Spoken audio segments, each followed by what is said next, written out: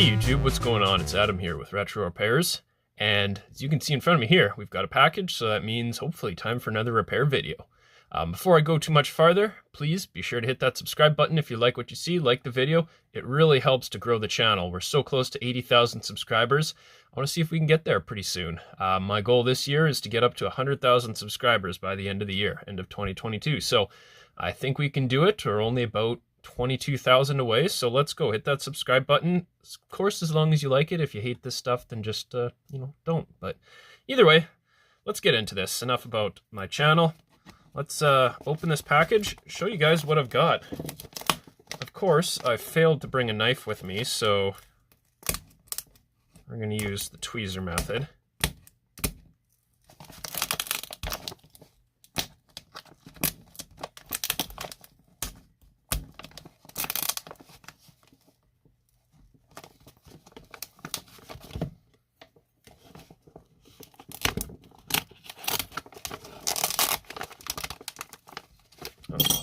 Let's try cutters.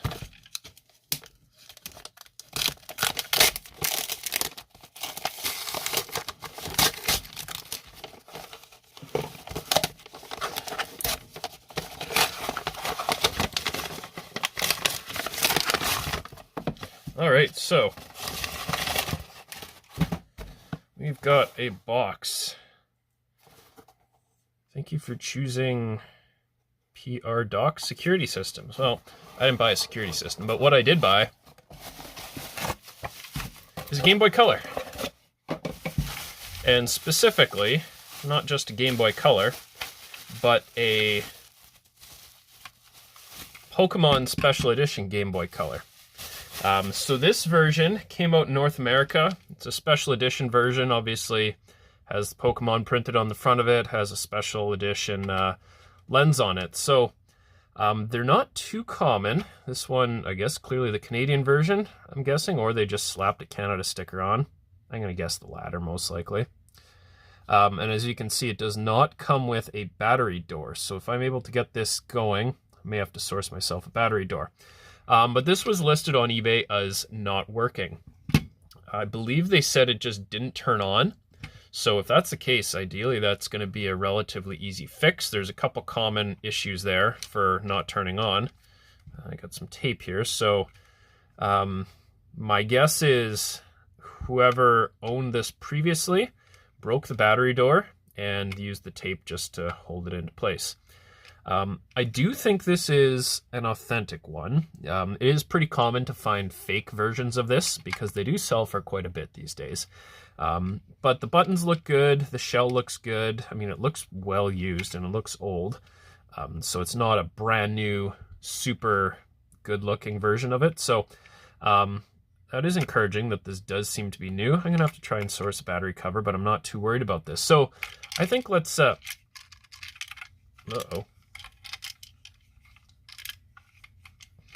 That might not be that straightforward. You know what? Before we turn it... Yeah, screw it. Let's turn it on. I'm sure the damage is already done there. Turn that off. Slap in a game. See what happens. Nothing. Okay, not a big deal. So, to get into this, you're going to need a couple of things before we start. Obviously, we're going to need our precision screwdriver bits. You're going to need a tri-wing screwdriver to take the shell off. You're going to need a small Phillips adapter to take the board out. I like to have my isopropyl alcohol handy, and then whatever else you may need for supplies. So let's get the tri-wing screws out of here.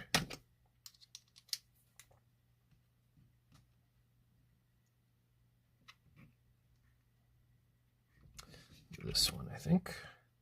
Yep. So there are 6 screws, 2 at the top, 2 at the middle, 2 under the batteries here. So just going to unscrew those, set them off to the side, and we're going to speed through this part here.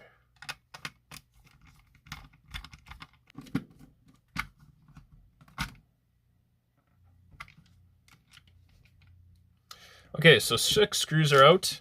So this should just open up.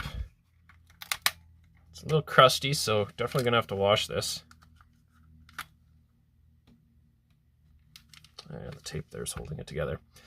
So for those of you interested, I bought this on eBay recently. It was listed for $100 Canadian, shipped from Canada. Listed for $100 Canadian or best offer. I put in an offer for $60 and got it. $60 for a non-working system might be a little high, but I have the ability, at least I know I can probably fix it, and get a little bit of benefit from having this video on YouTube, so helps justify it a little bit. Okay, so shell is off. What was rattling?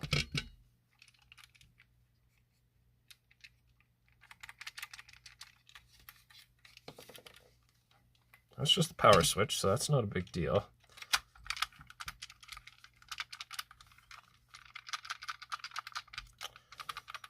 Was I imagining things? Could have swore there was something rattling in there. But, oh well. So, let's take a look at the board here first. Battery terminals actually look pretty good. They are pretty clean. So it's not as if this had been sitting there with leaking batteries all in it. These terminals look good, so I don't think the terminals are going to be an issue. This is a common culprit here, this power slider. So I think what we're going to do is we're going to test that out.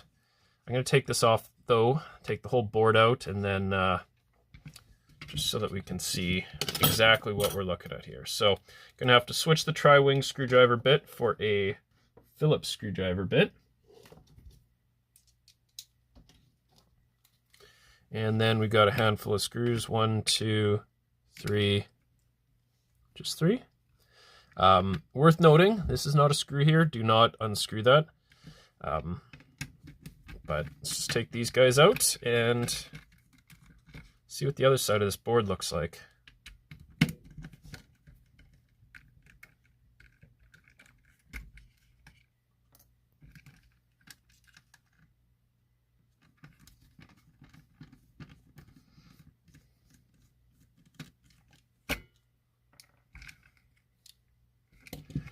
Okay, I'm going to take the IR cover off, pop these little locks up so that the ribbon cable will get removed, and then I can lift the board straight out. Oh, there we go. What is this? Looks like part of the speaker.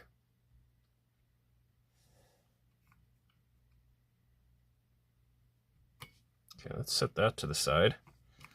Let's pull this out, see what it is that we're actually looking at.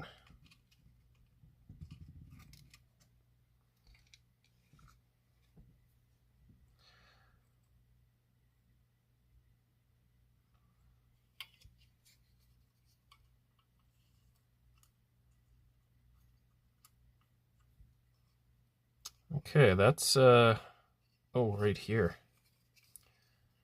This guy went right in there. So what is this? It's a problem is what that is. But I don't think that should affect power. I've never had to repair this part before, so that's going to be something new for me here. So let's set that off to the side. I don't think I can repair this. I imagine we'll have to replace that component here. Guessing it's some sort of inductor, but let's see if we can't get power to this first. If we can, it might be a relatively easy fix. If we can't, I may have to source a replacement component for that and see if this has something to do with it, or we'll start troubleshooting the rest of the board. So the board itself doesn't look bad, aside from, of course, what I've pointed out. It's a little dusty, tiny bit dirty, but it's not full of corrosion. Batteries don't seem to have been a factor here. I'm going to grab something quickly. I'll be right back. Okay, so first things first. This switch here, this is the power switch, and just moving it with my finger, I can feel a little bit of resistance. So I think there's going to be some gunk, some dirt, some dust and crap in there. So first thing I want to do is try and flush that out. It may be something simple enough that we can just give it a bit of a clean without actually disassembling the thing. So I'm going to use Diagnostic D5. What it does, improves electronic connections. So basically it's electrical cleaner.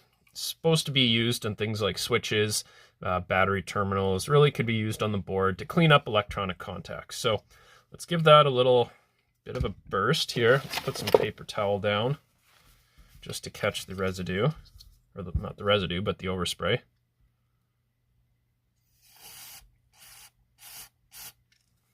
Okay, so let's fill that up, and just gonna slide this back and forth. Want to get this kind of worked all the way in the switch. Allow the switch to kind of self-clean itself. So with this stuff in here, it's supposed to break up whatever grime might be on there, whether it's oxidization or it's just dirt, dust, you know, the works. And then give it another spray here.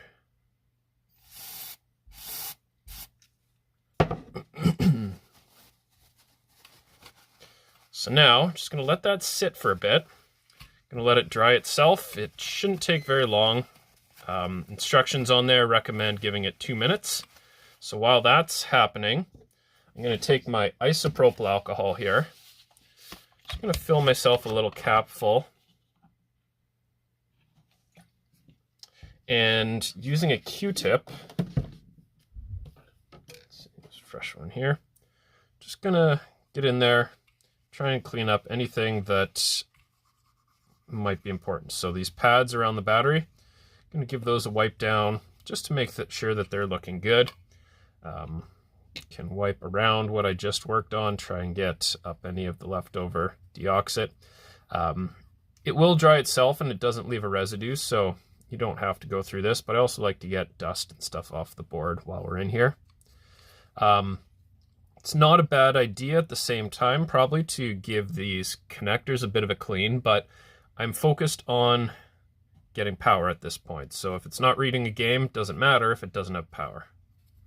So let's one thing at a time here.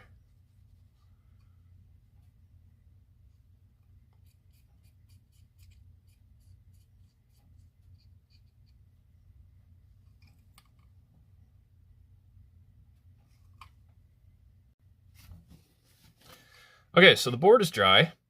I'm going to begin kind of just reassembling it loosely, just so that I can test to see if we can get this thing turned on. So just going to toss her back in the shell here. Going to plug in the screen, because if we can't, let's say that the audio is dead, I can at least be able to hopefully see that this works rather than just hoping or not knowing. So make sure all these pads are in there nice. Line up the speaker first.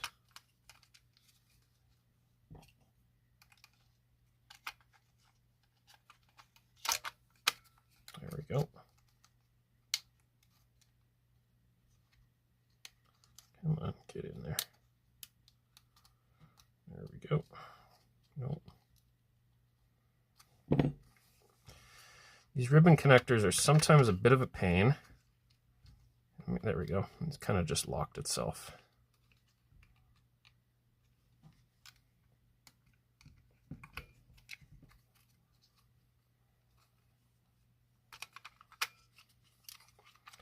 Okay, so that looks good. Let's get the power switch in here so we can turn this thing on.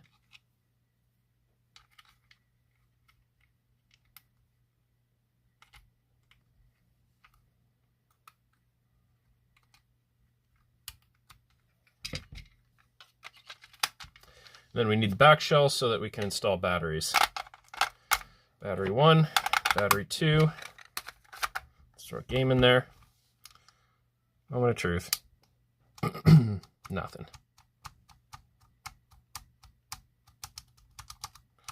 So doing this a bunch of times, just want to see if we get even like a glimmer of light from the power. And we do not. So let's just, for argument's sake, double check. The battery should be fine. Just toss it into here. This is the Game Boy that I repaired most recently.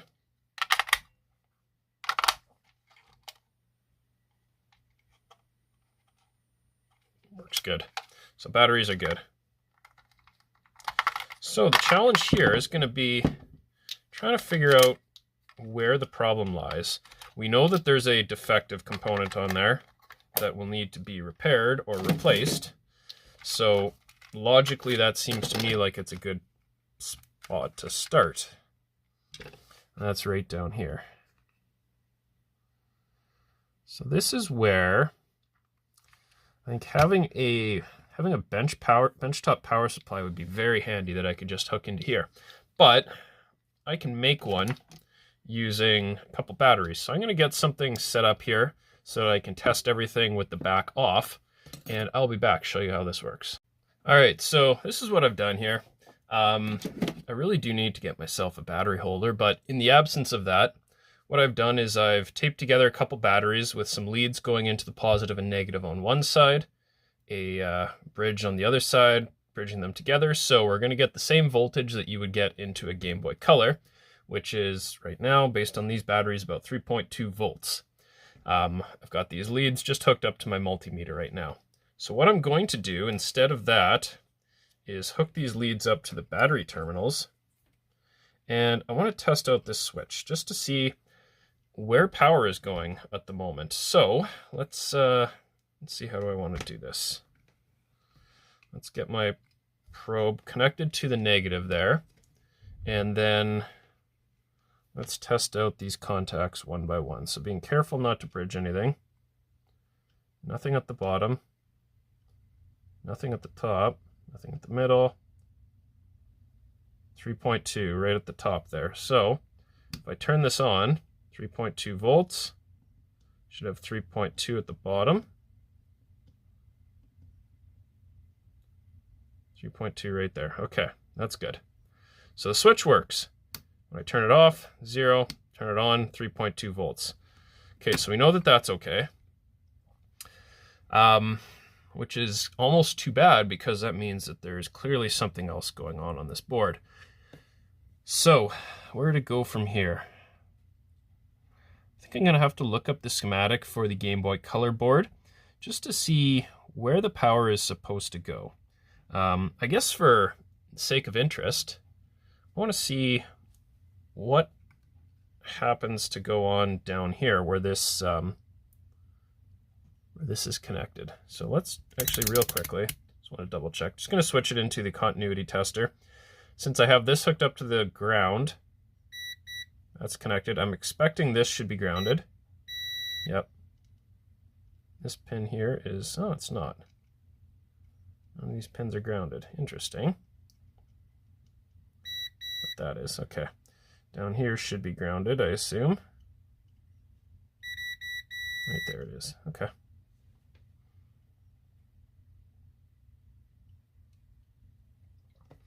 All right, so tester to continuity. Power is on. Voltage out of that pin there. No, power is off. Power is on, 3.2 volts. So I'm guessing one of these has got to have voltage.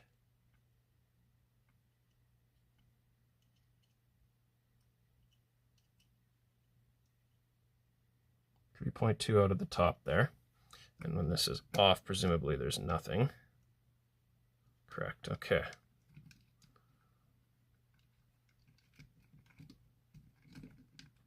So very obviously, I think this is one of the main culprits. One way or another, this is going to have to get repaired. So I'm going to find some info about this, see if there's a solution to this, and we'll return, see what we're going to have to do here. All right, there. So I've taken a look to see what's going on here. So this is actually a DC converter board. What it does, it takes the power from the batteries, which is approximately 3 volts, and it converts it to a series of voltages, which is used throughout the board. So what's supposed to happen is it's supposed to take in 3 volts, which, where are we here? Turn the power on, maybe. There we go. Supposed to take in 3.2 volts and output 5 volts, negative 13 volts, and I believe negative 15 volts. And as you can see, all of these pins outputting 0. Not surprising because this coil is busted. Furthermore, this particular component on the board is a proprietary board made by some other third-party manufacturer. So replacement components aren't readily available for this. You could try and reverse engineer something like this, which may be doable. I don't have the ability to do something in such a small package here. So the alternative is to replace it with a donor. So really I have two options to get this working. I take a board from another Game Boy and just slap it in the shell and call it a day. But, you know, that's not really fixing this. This was the board that came with the original system. I'd like to keep it that way. So what I can do, though, is harvest this little daughter board here from a system that doesn't quite work properly. And that's what I'm going to do. So I have this Game Boy Color here, which it powers on, but it has no audio at all through the speaker. Speaker's been replaced and it's fine. I've done some troubleshooting to it. My plan was to revisit it in the future, but for the time being, I think this is going to have to make a good parts board because I'd really like to get this board going again. So let's dive into this, take this component out and swap it over. So I'm going to clear some space here, fire up the desoldering gun, and we'll get started on that. Okay, so let's really quickly disassemble this guy. Got to use the right screwdriver bit. Always helps.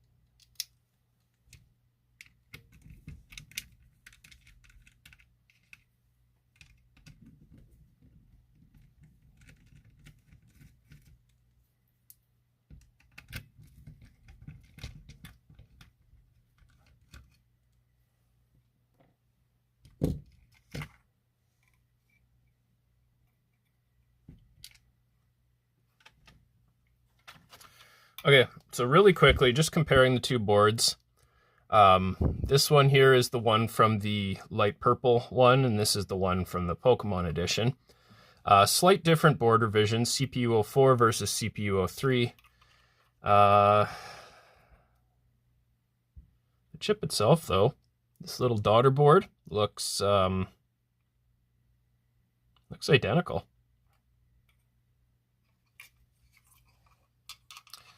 Slight differences, CPU 03 has surface mount capacitors, CPU 04 has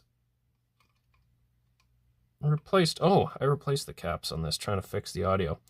I kind of forget what I did on this, so that was kind of odd to me, but that makes sense. So these were replaced at some point. So what we're going to do, desolder the board from both of them, put the good board on CPU 03, which is the Pokemon edition board. What are the differences between the boards? Well, not enough that I can pick it up just by looking at the two. I mean, you got the same chip layout. There's probably very small revisions as to how traces are run or routed. Maybe they updated a couple of the chips. This guy here is slightly different. Or just put on backwards, yep. This guy here is a little bit different. Different chip. But yeah, not important anyways. So let's get the old desoldering gun fired up and get this going. All right, so first things first, let's prep this area for work. So I need my flux pen. This particular one is MG Chemicals No Clean Flux. I typically like using rosin flux, but my rosin flux pen is out. So no clean is fine, just got to make sure to clean it more than no clean, which doesn't make sense, but it's the way it goes. Gonna also need soldering iron, some solder, and I also like to, well, I use a desoldering gun, but I like to add some fresh solder to these contacts before desoldering it. Just makes it way easier to work with. So I'm gonna throw down some flux here. I'm gonna do it on both of these. Just kind of prep everything at one go, and then I can go through and desolder them all at once. So just gonna heat them up, add some fresh solder.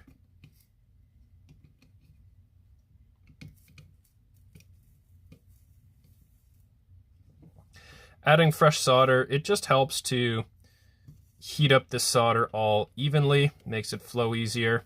Sometimes the solder that's been there for however old this is, 20 years old, 1998, so 24 years old is kind of really hard to melt, hard to get going. So gonna do that, gonna fire up the desoldering gun. It's gonna take a minute here to get up to heat.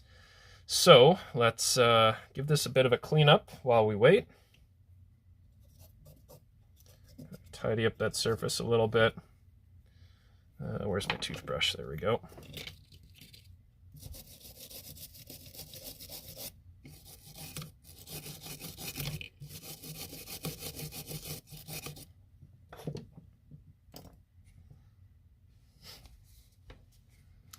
So we are almost there. When the light turns off, there we go. It is good to go. So all we're gonna do, get over the pin, heat it up, suck.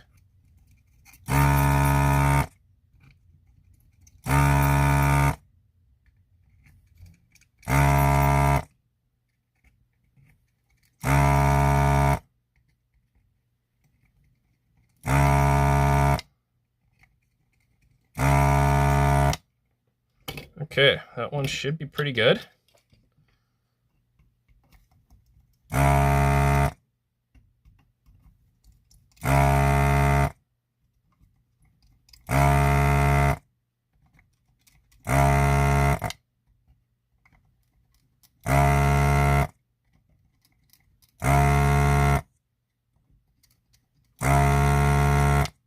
Okay, so let's take a look here. Tricky thing with these soldering guns is just getting them out of the way. So after that's done, gotta wiggle the pins a little bit just to make sure that we are loose. Sometimes there's a little bit of residual solder, which I think is the case on the back side here. Yeah.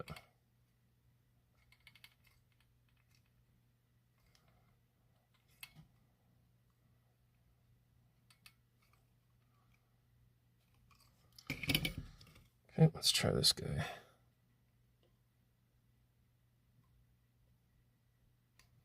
Yeah, there's a lot of solder on the back of these.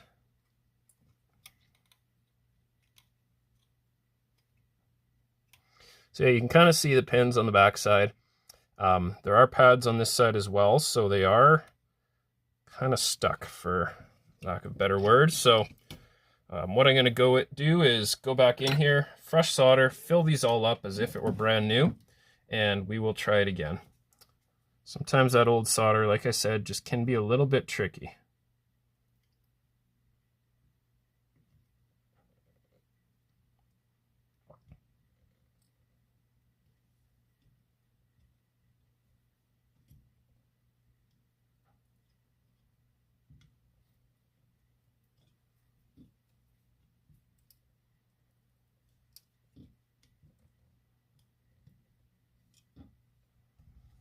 Okay, so I've done the one. I'm going to start with just one for now. So this is the good one. Take a look at the other side. So you can very clearly see solder coming through the holes there. That is in there pretty well. So I may have to come through with a little bit of a desoldering braid to clean that up on the other side, but I'm going to just try it with the desoldering gun.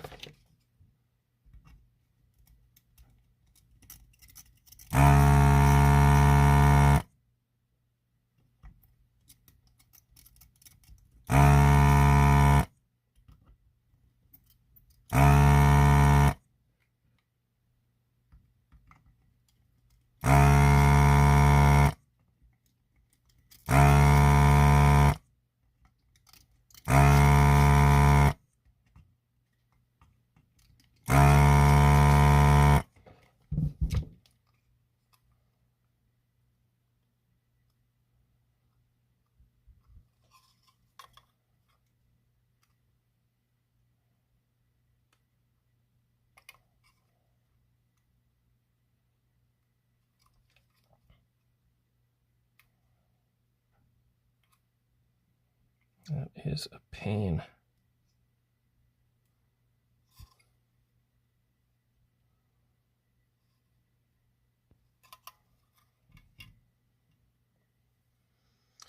Okay, so alternate plan. Get some tweezers.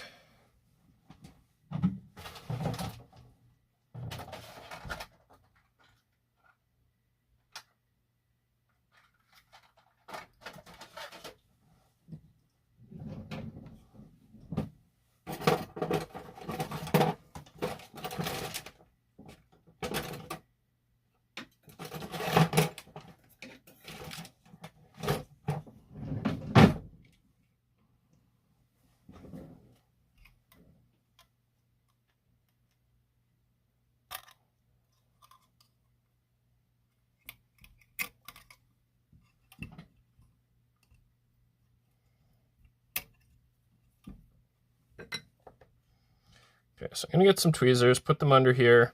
Just use the tension of the tweezers themselves and heat up these pads a bit.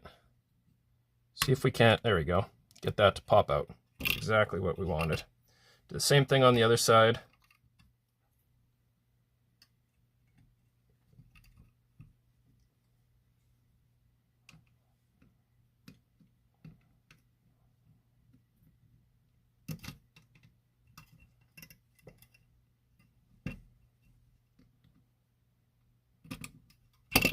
There we go. That should be pretty much good to go. Perfect.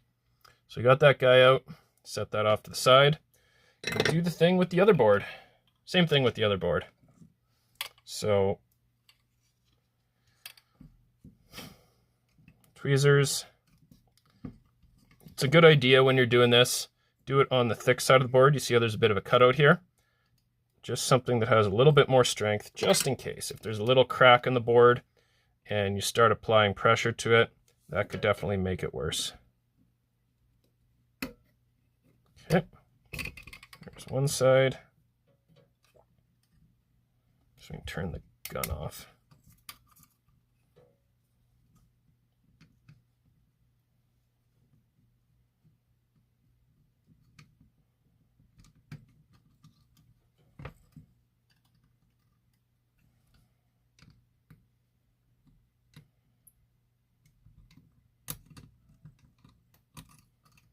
Okay. Board is out. So turn off the desoldering gun. Not going to need it anymore. Gonna let that cool down, get it out of the way, and then we'll put that good daughter board into the, or just call it a DC adapter, which is what it is, DC converter I mean, onto the proper motherboard, which is this guy here.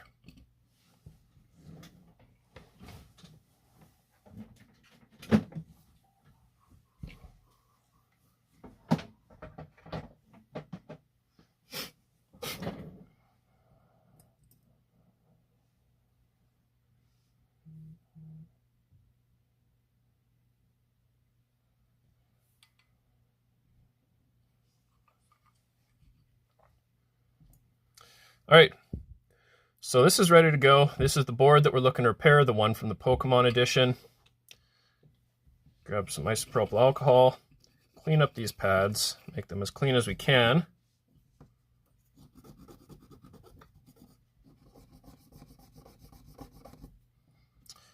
And then give this guy a little bit of a test fit. So in case any of the pins are bent, oh, those look good. So that's going to sit nicely just like that. Grab my paper towel just to clean up some of this. Actually, that's just alcohol, so it'll be fine. Yep. Okay. So the trick here, you want to make sure that there's enough pressure on the board so that this goes in flat. See how the board kind of rocks? You don't want it sitting half up like this and then only soldering it in part way. So I'm going to put a little pressure down on there. Get my flux, add some flux into this. Grab my solder and my iron. And I'm going to start at the corners so that way I can stop putting pressure on it and focus on the soldering. So pushing down, heat it up.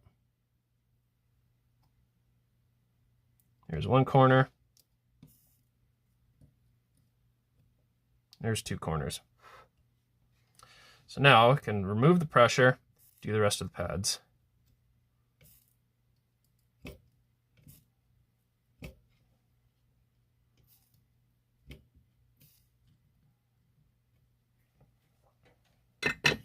Perfect. All right, so I'm going to give that, crap, spilled my isopropyl alcohol. Give that a bit of a clean down.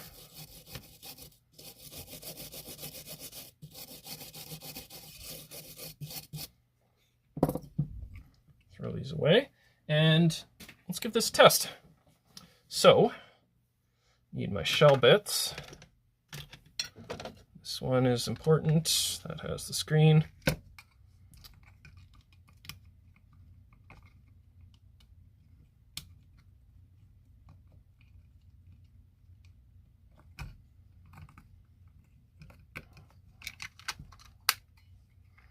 Okay, back of the shell.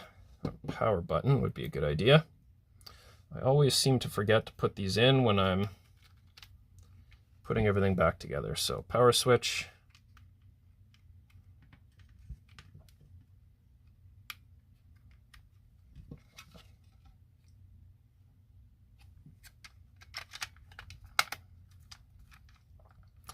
And then a couple batteries. Ooh. Let me put that in backwards.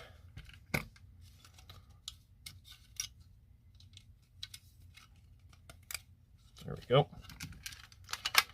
Couple batteries. So hopefully we get power. And we do. Okay, cool. Let's throw a game in. See if this works. See if we get sound. See if the game will read. No sound. That's unfortunate. I want to try this with headphones, see if maybe the speaker's bad, or...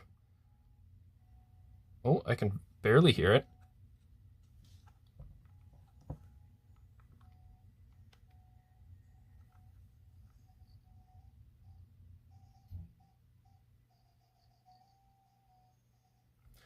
So I think the speaker's blown, but we can always double check that. So actually, I don't know why I did that. I was going to try headphones. Be back in a moment and we'll try out some headphones. All right, so got myself a pair of headphones. Let's just plug them in here. Turn the volume all the way up. Hopefully we get good sound. And we do. I think the camera should pick this up.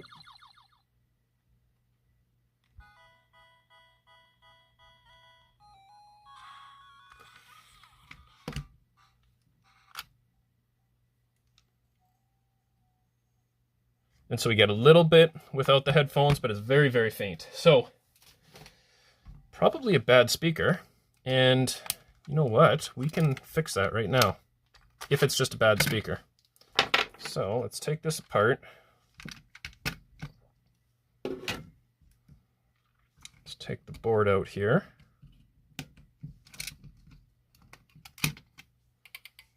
So speaker looks a little grimy. I'm hopeful that it's just the speaker, but one way to find out, let's use the old donor board here. So I think this was a speaker I tried replacing at some point. So we'll desolder this speaker. Let's see if I have a replacement actually first.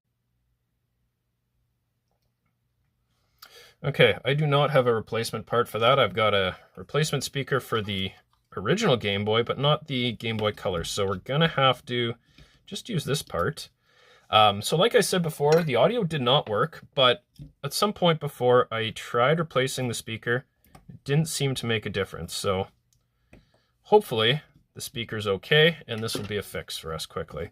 If not, I may have to order a replacement speaker, because I don't know what I would have done with the one I was trying to replace with.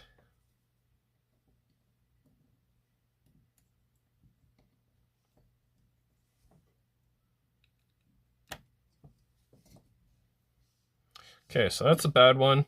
This is the hopefully less bad one.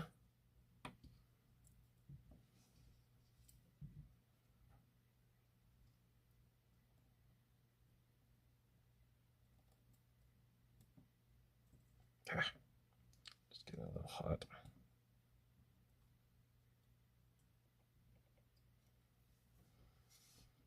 I have tweezers, not sure why I'm not using them.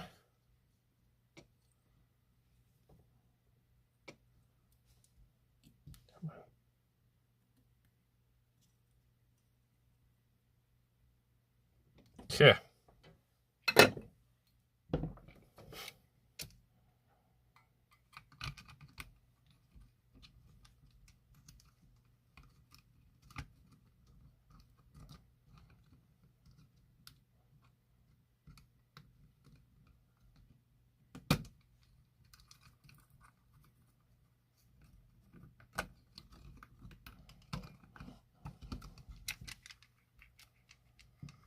Okay, there's the back in. Game, battery, battery. Fingers crossed. Volume up. And we have sound, so just a bad speaker as well.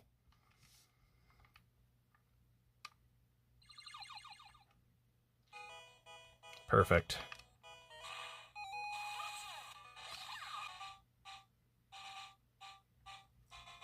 So test out the buttons first. Right, left, down, up. A, B, start. Looks like we're good. So last thing I want to do before we end this video, clean up the shell a bit. It's pretty dirty, kind of gross. It's not the worst I've seen, but no reason that it needs to continue being like this. So let's once again take everything apart here. And we're going to clean this up nicely. So we can set the board off to the side. Take these pads out. We're going to give those a bit of a wipe down. The buttons are going to get washed. The power button, the infrared cover, all going to get cleaned. So what we got to do here, got to take the screen out. So these screens, they're generally stuck in here. You can typically get it out by giving it a little bit of a twist. Just like that. Don't want to pull too hard. Don't want to crack it. Just want to break the adhesive there. And out it comes. So there is a little bit of adhesive around here to keep the screen into place and to prevent dust and stuff from coming between the screen and the lens at front there. So I am going to take the lens out as well. Actually, I lied. No, I'm not. I'm just going to clean it. We're going to clean it. We're going to try our best to not leave fingerprints underneath it. It seems to be in here pretty well. So if the adhesive were starting to fail, I'd be a little worried about it, but it's not, so I'm not. This adhesive, though, is going to have to come out. So we got to find our best way to get that up.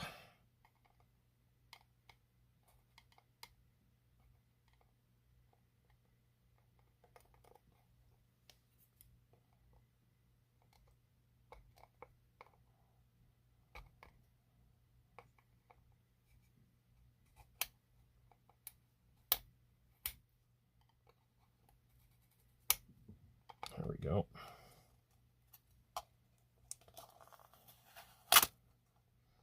And this actually may be able to be salvaged. So I'm going to put it just there.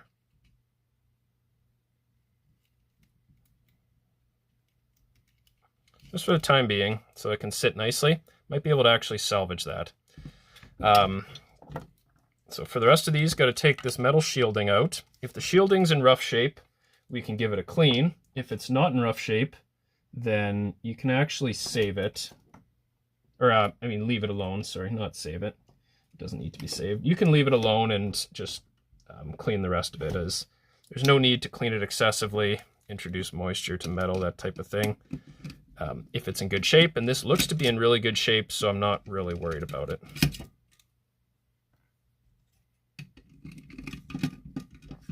Come on, get in there. the wrong size? Guess so.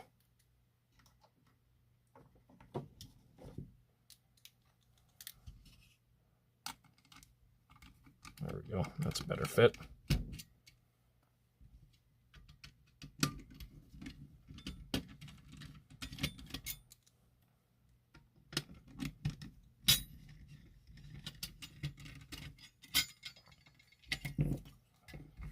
Okay, so all of the plastic parts and the rubber parts, they're gonna go just in my sink, hot water, soap, let it soak for a while, really get into this. Then I'm gonna try and just clean up the sides of this. I've done a whole bunch of cleaning videos, so I'm not gonna show you how everything works in here. I'll give you like a quick little highlight, but otherwise, I'm not going to show you everything, but we'll get that up there, get that soaking, and I'll be back. Going to let it soak for maybe 10-15 minutes and then tidy it up a bit. Okay, just to show you an idea of what we're looking at here. Like, that's the D-pad. It's pretty gross. Buttons aren't too bad, but that D-pad's really the big one. So I'm just going to dump them in the hot soapy water. The shell, you know, all around the edge here. That's not dust, that's skin flakes, grease, rancid body oils, and a little bit of dust, but lots of other stuff in there. So just gonna soak them. This back label here, I'm not worried about that. It's like a nice laminated label. It's not gonna get damaged in here. So soak everything, let it sit for 10-15 minutes, maybe even less. All you need to do is loosen up all the gunk and clean it off.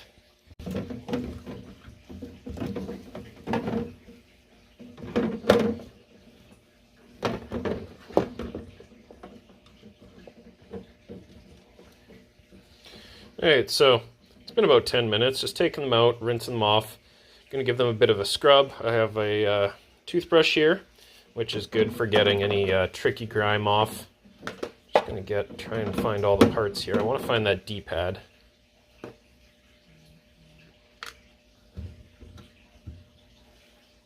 Power switch. Start select. There it is. So let's see how that looks. A bit of a rinse. So, still kind of gross. Just going to give it a bit of a scrub and show you what that looks like. Okay, so I've given it a scrub. It's better, but there's still some tricky areas, like right in those corners, that just aren't quite coming out. And I could stay scrubbing with the toothbrush, but I'm going to try something a little more aggressive. I'm just going to put this in some vinegar, let the vinegar kind of eat away at this for a little bit. Okay, so just got it in a little shot glass with some vinegar in there. Going to let it do its thing. I don't know if you can really, yeah, you can kind of see what I'm talking about there on the insides there. So I'd like this to be as clean as possible. Going to get to work on these guys. Those should clean up nicer, and then we'll come back to the D-pad. So one good thing to remember that I forgot to do is to take the little battery terminal out from the back of the shell. It's not going to hurt it or anything to wash it. It's fine. But you just don't want it to dry with water trapped inside of there. It'll just take longer to dry. So it's just easier to take it out when you do your clean. If you forget, you can pop it off. There's just a little release there. There's a little slot there. You can slide something like tweezers down to set the release and it will pop right out. So these are all cleaned. Just going to give them a little bit of a dab to dry up, and going to let them air dry nicely.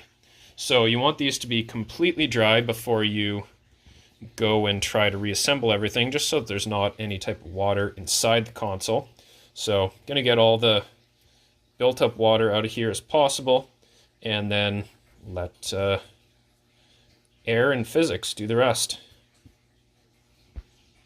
Okay, so shell is dry and clean. So let's take a look at the back here, show you what I mean. So right around the edge, looks way better. There's not that buildup of skin, dust, dirt, grime, etc. So let's get back at putting this together. So we're going to reinstall the original screen. I had debated about maybe looking into a new screen replacement. So one of those backlit IPS displays. I've done an installation of those before. on another Game Boy, which I have a video on my channel. I'll try and link it at the end of this video. But basically it installs an aftermarket full color backlit, really nice looking display. This looks way better. It's going to look kind of comparable to, I'll just fire up my, I think this one has one. No, it does not. Somewhere I have a Game Boy Advance that has one, just to show you. So I show you an example what the IPS display will look like. Something like that. So nice, crisp, backlit LCD display. So I'm debating whether I want to do that or not with this. On one hand, you know, because it is a collector's edition or special edition console, maybe I want to leave it all original. On the other hand, it would just be so much better. Let me know in the comments below. What do you guys think? Should I put an IPS display replacement in here, or should I leave it as is and kind of preserve the authenticness of it? So give me your thoughts in the comment section. Anyways, for now, this is going to go back in. So putting a little pressure on the edges just to seat it into that adhesive. And then let's drop the buttons in. So the buttons, they only go one way. You can't put them in the wrong way. So if you felt inclined to mix up the red and green, unfortunately you can't. This has to go the correct way as well. Okay, and then these pads.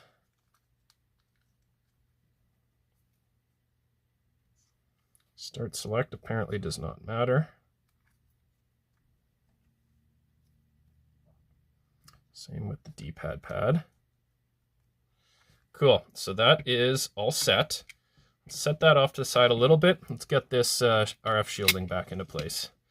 So I'm gonna use the original screws. What did I do with them? Are these them? Yeah.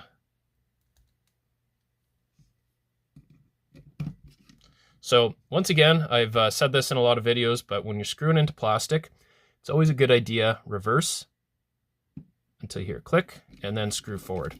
Just prevents you from cross-threading. It'll help prevent stripping, all that sort of thing. So, and if you feel resistance from the screw, just stop, back it out, try it again. You don't want to start going at this old plastic. You can lead to cracks, you can lead to all sorts of bad things. That's not the right screw.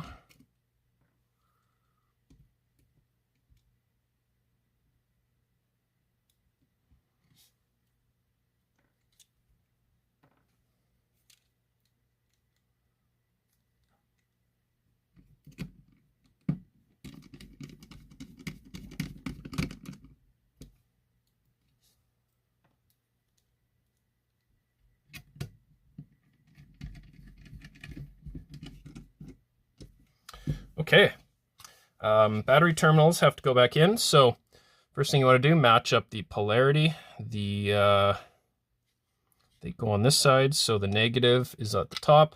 So that means the spring goes on the top side. Pop it down, and it should click into place, just like that.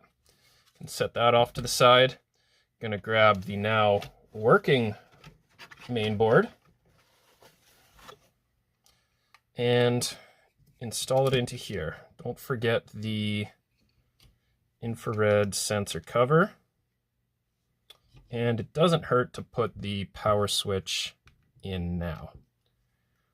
Line up the switch here to match the position that you've put the power switch in, just to make things a little easier on yourself. Put in the ribbon cable, and then everything should just click into place like that. Perfect. So now I'm going to switch up to the slightly larger Phillips screwdriver. I'm going to put in those 3 screws that hold the main board into place.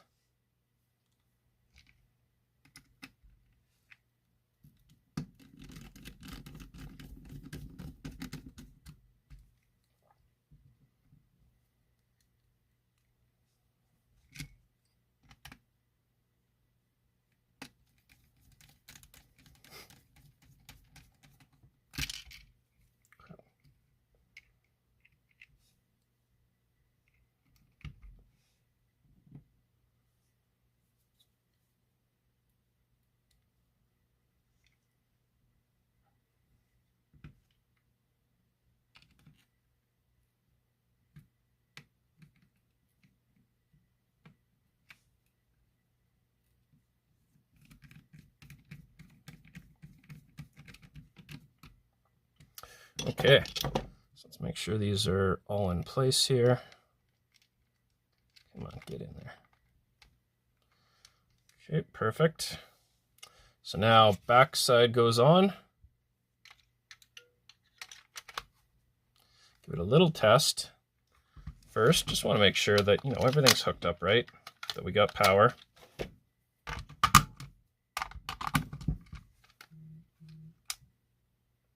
We've got power. And back to the tri-wing screwdriver now, and we're going to install the tri-wing case screws. There's 6 of them. They're going to go on like I showed you at the beginning of the video.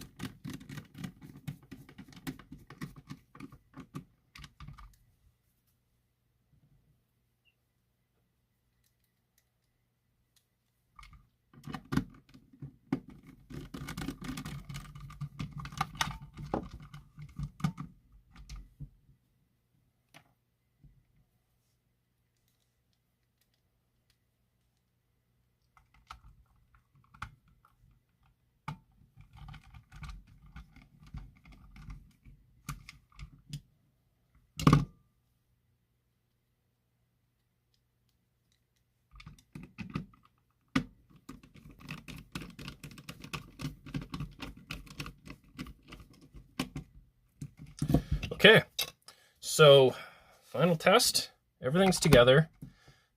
This should be good to go. So let's take a look at this first. Looks a lot better, nice and clean. The back looks in good shape, but most importantly, it works. Doesn't really matter if it doesn't work, so let's turn her on, turn the volume all the way up. And it boots every time too, which is always nice.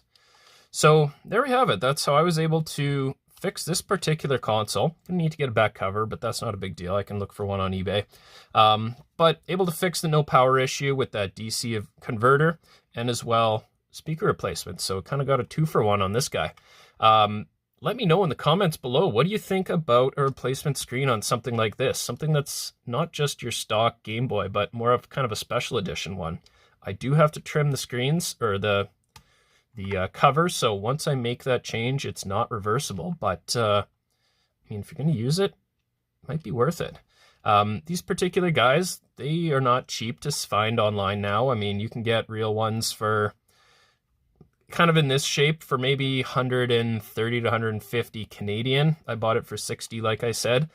With the display replacements, they go as high as $250 up to $300. So they definitely are a little more of a collector's item, but it's not crazy high value yet. I could see that growing. But so let me know what you think. New screen or no new screen? Hit the comments below. As well, subscribe to the channel if you liked the video.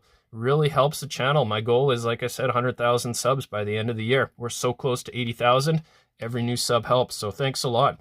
I want to thank you for watching the video. It's a very rewarding video. I was glad I was able to get this going. Hope maybe it will help someone else that had a similar issue. But yeah, until next time, once again, thanks a lot for watching. We will see you next video.